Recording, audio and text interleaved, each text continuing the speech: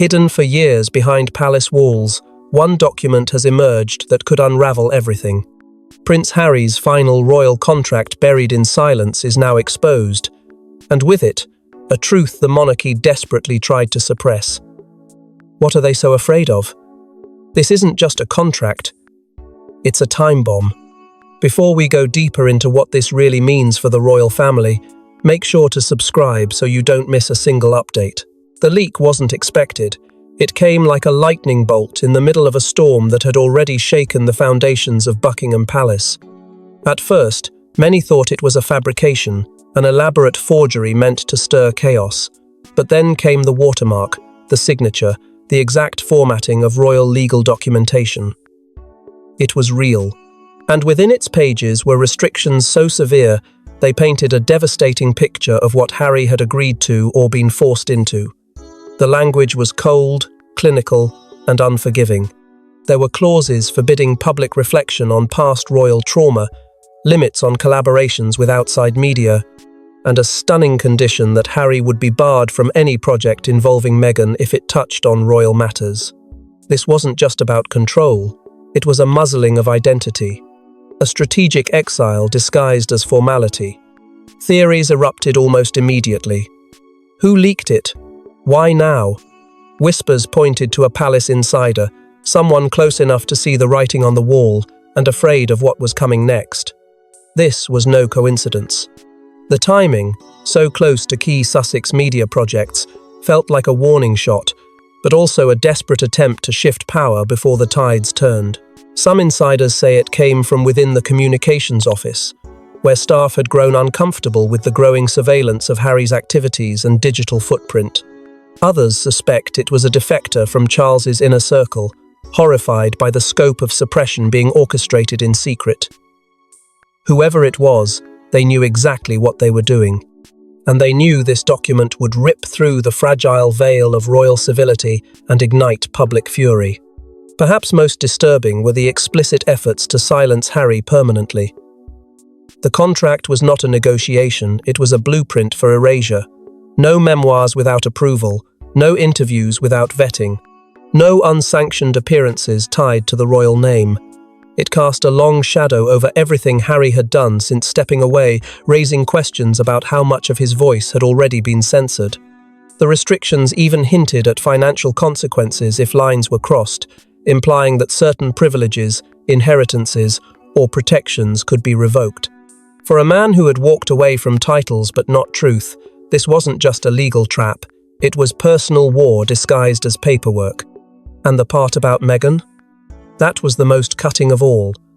A clause allegedly forbade them from working jointly on any royal-adjacent media, effectively driving a wedge through their shared mission. It wasn't just control over Harry, it was an attempt to sever the power of their united front. No royal ever faced this kind of silencing in recent history, and the way the palace reacted, scrambling for emergency meetings at Clarence House, confirmed the depth of their fear. They weren't trying to prevent chaos, they were trying to contain the truth before it consumed them. But if the contract is real, then the monarchy's next move wasn't just damage control, it was a full-blown censorship operation against its own blood. Inside the palace, whispers turned into war plans. As Harry's contract threatened to expose the Crown's darkest fears, King Charles allegedly issued a chilling order. Stop all future projects tied to Harry. Not just his, but the family's. A silencing campaign masked in diplomacy, rooted in fear. In the dim corridors of Clarence House, the order reportedly circulated with urgency. A confidential memo, marked Eyes Only, is said to have landed on the desks of senior aides, laying out an unprecedented plan. The directive was simple yet ruthless: halt the production, release, or endorsement of any royal-related project connected to the Duke of Sussex. That included documentaries, books, scripted series, podcasts, even educational campaigns bearing his name. For a family built on ceremony and silence, this was something different. It was a declaration of information warfare, targeted censorship cloaked in royal protocol. But it didn't stop there. Sources close to the palace claim that an internal blacklist was established, topics deemed too dangerous, too emotionally charged to allow into public discourse. At the top of the list, Diana. Any invocation of the late princess's legacy in a context that didn't align with the current monarchy was to be flagged and stopped. Camilla's past, the rift with William, Meghan's alleged treatment, Archie's upbringing, Harry's military tours, all reportedly categorized as restricted. Even the use of certain emotional trigger words, grief, abandonment, betrayal, was being closely monitored across scripts and proposals. This wasn't caution. This was containment. Digital surveillance units, quietly funded through Crown proxies, were allegedly tasked with tracking and flagging content across global media platforms. From Netflix's back-end analytics to Spotify's editorial approvals, every move Harry and Meghan made was under a microscope.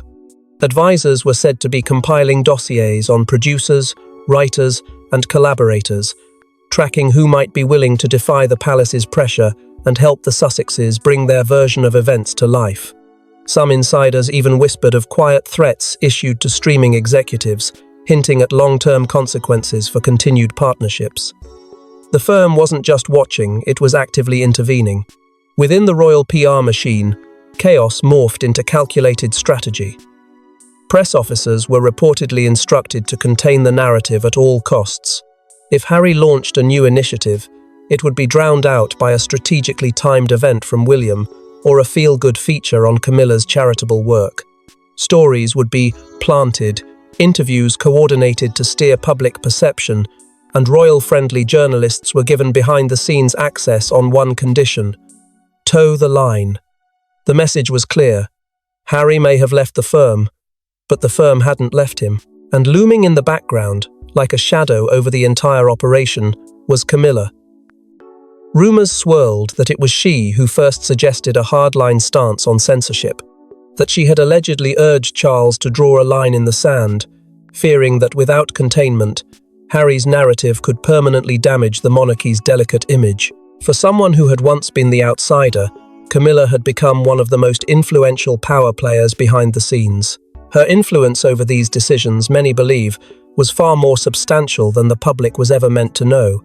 But even as the palace's grip tightened, controlling information, stifling projects, and silencing voices, it underestimated one thing. Harry hadn't just walked away. He had been planning, preparing, building a failsafe the monarchy didn't see coming. Yet even as the royal machine tightened its grip, a digital crack appeared because Harry had prepared for this long before anyone knew. Unknown to the firm, Harry didn't just sign a contract, he safeguarded a vault. A personal archive of videos, voice memos, and journals that tell a very different version of royal history. With censorship closing in, the question becomes, will he ever release what's inside? Long before he stepped back from royal duties, Harry began documenting everything. Not just moments of joy or grief, but evidence truths buried under protocol, and stories he feared would be rewritten by others. This wasn't paranoia, it was protection. He knew the firm controlled the narrative. So, he created one of his own. And what he assembled over the years could shake the very foundation of the monarchy. We're talking encrypted drives hidden under aliases, audio recordings of conversations never meant to reach the public, and journals so emotionally raw that even Meghan, upon discovering them, was reportedly shaken to her core. Every word, every entry, was a piece of a larger truth that Harry no longer trusted the institution to preserve. Among the most guarded items were his conversations with Diana's former staff. Private, off-the-record meetings in remote locations or via encrypted calls. Harry, longing to connect the dots between his mother's treatment and his own, began collecting stories about Diana's warnings, her fears, and the manipulation she faced in her final years. Some of those conversations, according to sources, exposed patterns the public has only speculated about. Others contained letters Diana had written but never sent. And Harry, in a moment of quiet defiance, included them in the vault. As a son, he wanted her to speak. As a prince, he wanted the world to listen. But the recordings, those are what royal aides allegedly fear most.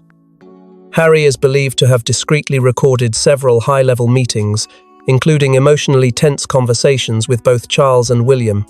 The content of those exchanges remains tightly sealed, but insiders claim they reveal the depth of the family fracture, unfiltered opinions about Meghan, and the emotional toll the split was already taking. These weren't just awkward family chats, they were verbal battlegrounds, layered with resentment, regret, and revelation. And among them, one voice memo reportedly captures the exact moment Harry made his decision to leave the royal fold for good. Then came the heartbreak. The vault holds deeply personal footage, moments of vulnerability during Archie's birth, and even more devastating, recordings and journal entries following Meghan's miscarriage. Those entries reflect Harry at his most unguarded, not as a prince, but as a husband and father navigating grief in silence, isolated by an institution that demanded composure at all costs. That footage, sources say, is the soul of the archive, not political, not strategic, but undeniably human. To keep everything safe, Harry quietly enlisted trusted tech allies, cybersecurity experts, and former intelligence consultants who helped encrypt the files beyond the reach of royal surveillance. With mounting pressure from the palace and rumors of infiltration attempts, Harry moved the vault across multiple cloud systems and physical locations. Nothing was left to chance. Meghan, who had only learned the full extent of the archive after the contract leak, was reportedly stunned. Not because he had kept it from her, but because of what it contained. "They'll never forgive you," she is said to have whispered. Harry's answer? They already haven't. But as Harry considered opening his vault, one person from the inside crossed the line and handed over a classified document that would ignite global chaos. It wasn't a hacker. It wasn't a journalist. It was one of their own. A palace insider who had seen too much, betrayed too often. The moment this person decided to leak Harry's final contract, they put their life, career, and possibly freedom on the line. The leak wasn't executed by an outsider looking in, it came from within the palace itself. Someone who walked those gilded corridors. Someone who knew which doors stayed locked and which ones could never be reopened. Speculation ran wild. Was it a former aide with a guilty conscience? A disgruntled senior staffer who had once been loyal but was now disillusioned by the growing cruelty of silence? Or could it be something even more shocking, a family member, disheartened by the Crown's descent into censorship and secrecy, deciding enough was enough? Names began to circulate in the shadows. But no confirmation ever came. And that, in itself, made the truth more dangerous. What began as a whisper in a foreign newsroom quickly erupted into a firestorm. Anonymous emails traced back to encrypted European servers began arriving at select investigative outlets. Attached was a file, partially redacted, with markings that could only come from official royal documentation.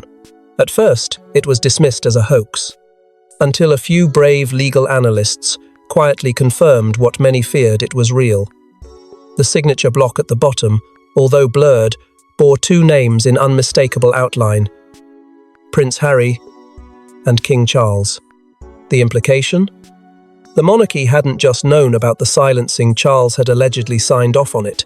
Within hours, the palace went into full lockdown. Not publicly, but internally, chaos reigned. Sources inside intelligence circles claimed MI5 was unofficially pulled in under the guise of a security breach involving sensitive sovereign material. Devices were seized, staff were questioned. Some aides disappeared from the public schedule with no explanation. Loyalty was demanded and silence expected.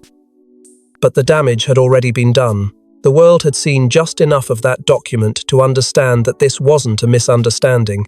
This was a revelation. The redacted text still visible spoke volumes. Phrases like "subject to royal discretion," "permanent non-disclosure," and "consequences of breach" painted a picture not of mutual agreement, but of institutional control. Legal minds whispered behind closed doors that this was not a contract, it was a muzzle, veiled in legality. And the most damning part? The suggestion that Charles himself, Britain's reigning monarch, had willingly enforced it upon his own son. It was a betrayal wrapped in royal wax seal. No press statement could erase that. But why now? Why leak it when the risks were so high? Whispers from those close to the palace suggest the insider had overheard something, a private meeting, possibly involving the Queen Consort and senior aides. A conversation so disturbing it broke the last thread of allegiance. One insider, speaking under anonymity, said the decision wasn't political. It was emotional, they claimed. What they heard, they couldn't live with. And so, a single act of quiet rebellion detonated across the globe. As royal investigators launched a witch hunt for the source, the public's attention shifted away from the traitor and toward the contract's most chilling revelation. But even as the monarchy scrambled to identify the traitor, the public's eyes had already turned to something even more damning. A forbidden clause about Diana. Buried in the contract was one clause that shattered hearts and sparked outrage. A binding line stating Harry must never publicly link his mother's legacy to ongoing royal affairs. In essence, the Crown had censored Diana from her own son's lips. It was the sentence that took the breath out of the room. Tucked discreetly between legal jargon and veiled threats, this single clause silenced more than just Harry's voice. It tried to silence Diana's memory. The moment legal analysts unearthed its meaning, shock turned into fury. The monarchy hadn't just set limits on interviews or memoirs. They had forbidden a son from invoking his mother's name in relation to the very system she died trying to escape. This wasn't formality. It was a calculated erasure, crafted not out of respect for the past, but fear of its power in the present. The public had always suspected Diana's ghost haunted the palace. Now, it was clear. They were trying to bury her again. For Harry, the emotional fallout was immediate. Those closest to him say he was shattered not just by the cold precision of the language, but by the realization that the institution he was born into had no room for the woman who made him human. Privately, he wept. Not because they'd silenced his rights, but because they'd silenced her voice. For years, he had walked the line between duty and grief, honoring his mother's legacy while avoiding direct confrontation. But this clause broke that balance. It forced him to choose loyalty to the crown or truth to the one woman who had given him courage to break free. Meghan's reaction, according to sources close to the couple, was explosive. She allegedly confronted senior advisors during private calls, furious that the monarchy would go so far as to weaponize grief. They couldn't control her in life, so now they're rewriting her in death, she reportedly said.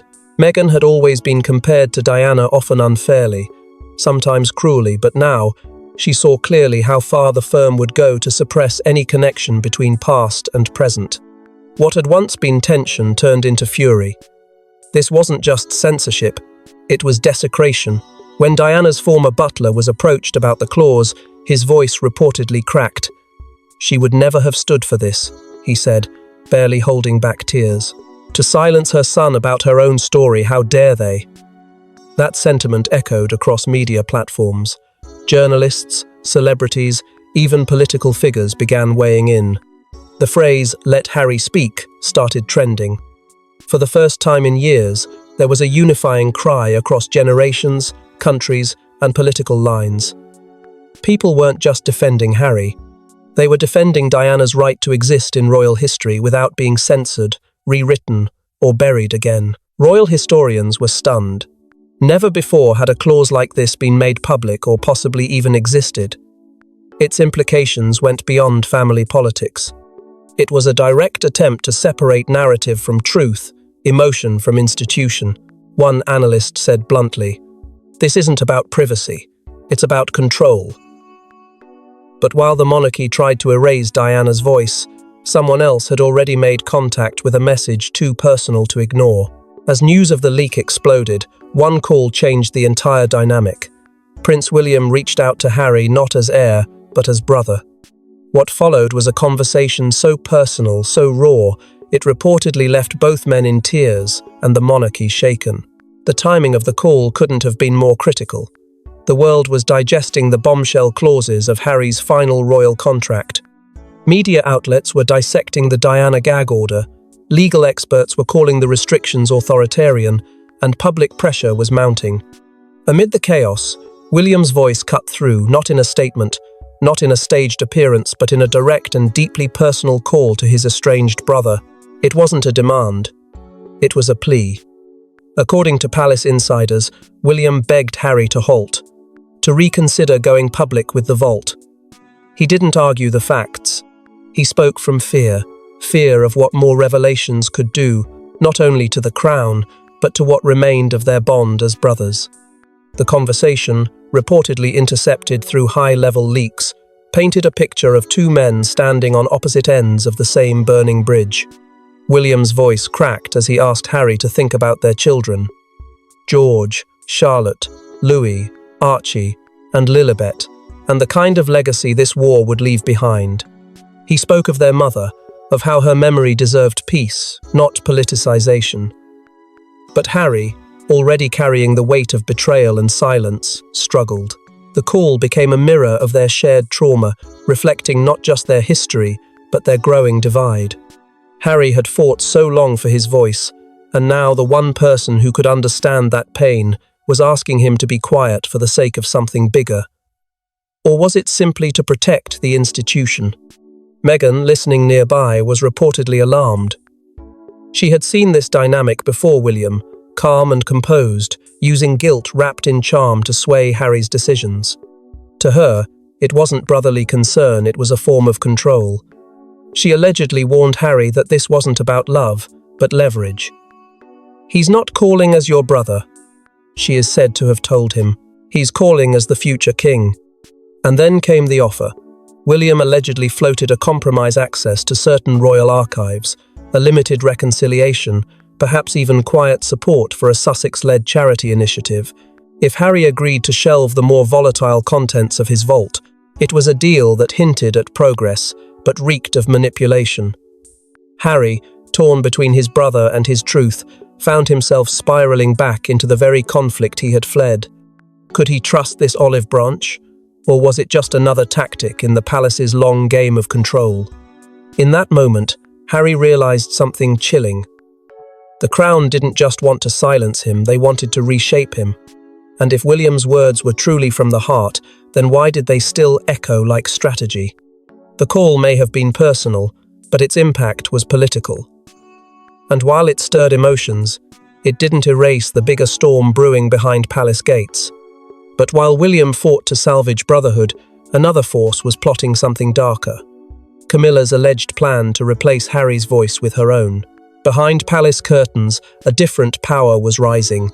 Queen Camilla, once the outsider, now stood at the center of a secret strategy to drown out Harry and Meghan's voice through media manipulation, royal rebranding, and ruthless legal strikes.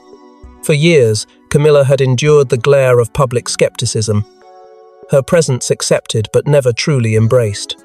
But now, with the monarchy under siege, and Harry's revelations threatening the fragile narrative she had worked so hard to stabilize, she wasn't just reacting, she was orchestrating.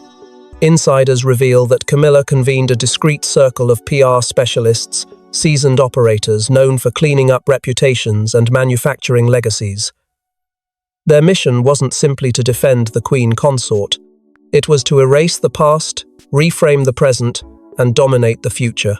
The campaign was named behind closed doors as Legacy Rehabilitation, and its goal was chillingly clear: neutralize the Sussex threat by flooding the world with a new version of Camilla, one that couldn't be challenged without consequence.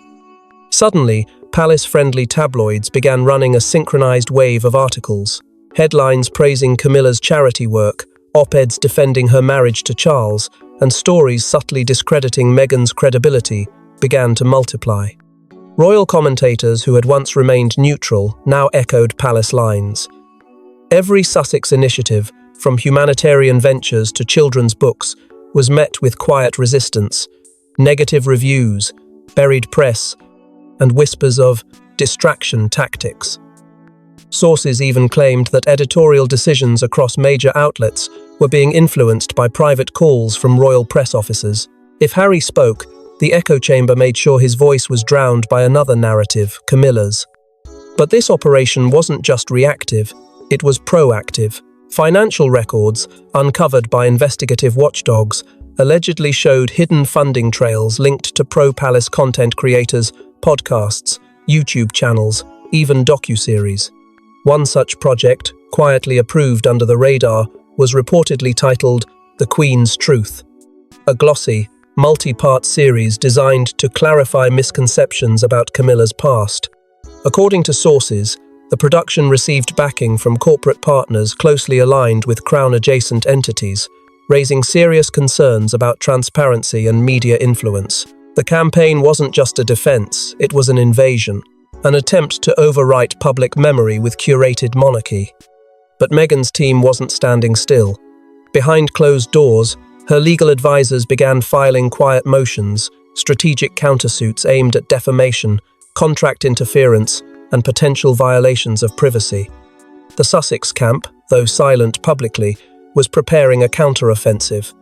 Not with noise, but with precision. The battlefield had moved from family dinners to digital strategy rooms and court filings.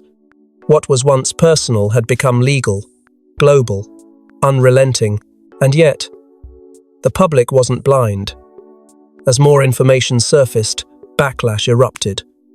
Hashtags accusing the firm of media manipulation surged. Social media lit up with side-by-side comparisons, Camilla's sudden PR glow-up against the silencing of Harry's truths. Commentators began asking tough questions.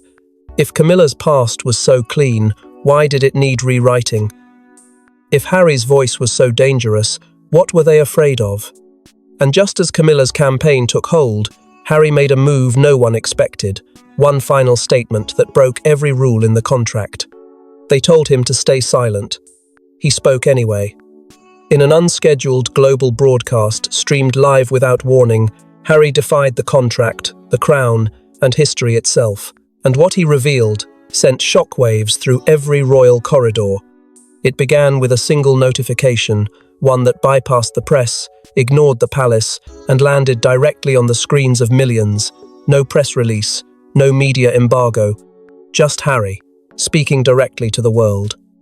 Within minutes, the stream exploded, viewers pouring in from every continent. Over 90 million people tuned in within the first few hours, a staggering record that even seasoned broadcasters couldn't comprehend. But it wasn't the numbers that made the moment unforgettable. It was what he said.